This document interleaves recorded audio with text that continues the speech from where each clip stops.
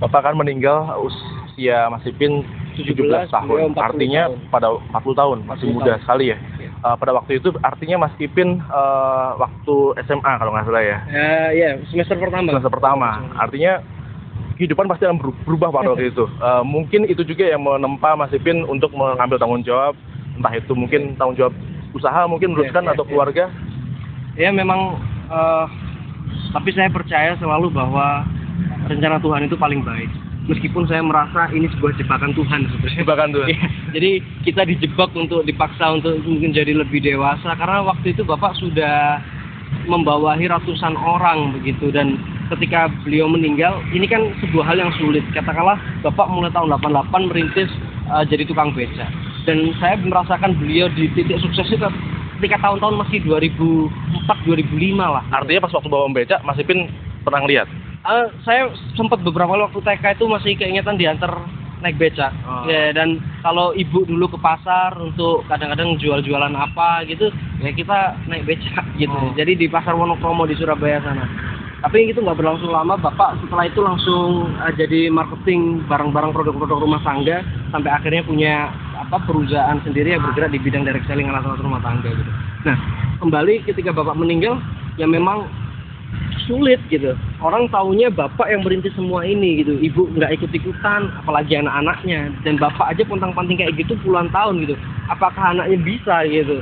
Jadi semuanya serba nggak percaya, kayak serba nggak mungkin gitu. Tapi saya punya keyakinan bahwa kalau hanya untuk sekedar menjalani hidup kaya, waktu itu saya bisa berpikir aset-aset ini aku depositiin, terus aku makan dari bunganya aja gitu, mungkin cukup gitu. Tapi Bapak tidak berjuang untuk itu. Tetapi dia mulai dari titik nol, bisa membuat lapangan pekerjaan, dia bisa menyekolahkan orang lain gitu, memberi beasiswa ke orang-orang lain. Kebermanfaatannya itu yang sebenarnya legacy yang paling berat bagi saya. Jadi ibaratnya Bapak saya ini sudah membangun sebuah amal jariah. Kalau saya nggak bisa meneruskan, itu dosa besar bagi seorang anak. Doa saya aja belum tentu kabul gitu. Beliau sudah punya tinggalan seperti ini, tinggal melanggengkan apa-apa yang sudah jadi amal beliau. Ngasih orang ke lapangan pekerjaan kan amal itu, Sekarang cari kerja sulit. Belum lagi kalau yang sosial yang lain bikin lapangan yayasan pendidikan, terus beasiswain orang dan segala macam, itu kan manfaatnya luar biasa. Nah kalau sekedar nerusin kayak gitu aja saya nggak bisa, itu yang bikin saya dosa terbesar. Jadi saya waktu itu berpikirnya hanya begini, kalau aku memang merasa kehilangan Bapak, kalau aku memang merasa cinta sama Bapak, ya apa yang sudah menjadi tinggalannya ini harus aku terusin. Apapun yang terjadi, resiko apapun, kita harus ambil. Terus ketika memutuskan untuk terjun, mungkin apakah ini sudah terencana atau mungkin Bapak pernah berpesan apa terhadap tanah leluhur di sini? Sebenarnya saya dulu punya cita-cita jadi militer gitu. Saya sempat pengen sekolah di SMA Taruna, pengen jadi tentara ketika itu, karena waktu itu motivasi Bapak sejak saya SD, dia selalu memacu, ayo Le, jadi tentara. Presiden-presidennya Indonesia itu dulu awal-awal semua pejuang gitu. Bung Karno meskipun secara ofisial nggak tentara, tapi dia juga termasuk pemuda yang terlibat dalam beberapa peperangan, beberapa revolusi. Jadi juga bisa dibilang semua waktu itu civil society ketika itu semuanya tentara gitu. Pak Harto juga tentara gitu. Terakhir ini Pak SBY juga. Ya itu konsepnya Bapak, karena beliau mungkin kuliahnya di pendidikan kewarganegaraan ya gitu. Ya jadi waktu itu saya hanya ingin jadi tentaranya aja sebenarnya.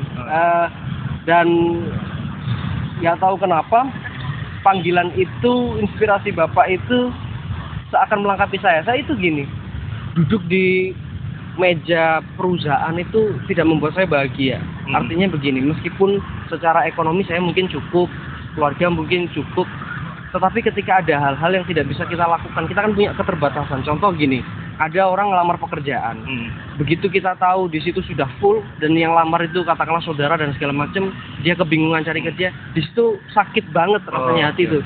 Ini masih ada orang kayak gini, bingung cari kerjaan, bingung cari makan dan segala macam. Itu rasanya kalau nggak bisa bantu mereka itu kayak hidup lu kayak nggak berguna banget gitu. Akhirnya waktu itu saya mutusin di Trenggalek, saya sisihkan sebagian keuntungan dan juga hasil saya pribadi kita gunakan untuk ekonomi bergulir ke teman-teman muda. Jadi konsepnya gini, ada sebuah modal digulirkan untuk waktu itu untuk pertanian organik jahe merah, dan begitu nanti mereka dapat hasilnya mereka bawa, inti modalnya ini nggak usah dikembaliin ke saya, tapi nanti akan digulirkan lagi ke teman-teman yang butuhin gitu. Nah, jadi mungkin dari yang seperti itu akhirnya masyarakat Trenggalek sendiri juga akhirnya melihat gitu, apakah ini bentuk sebuah kepedulian atau apa. Tapi waktu itu niat saya hanya satu, karena saya nggak puas aja gitu duduk di belakang meja dan hanya bisa mikirin gimana untungku, gimana kesejahteraan karyawanku. Tapi ketika kita hidup itu harus bermasyarakat, itu nggak sesimpel itu men, perasaannya. ada ganjel gitu, ada yang nggak enak gitu.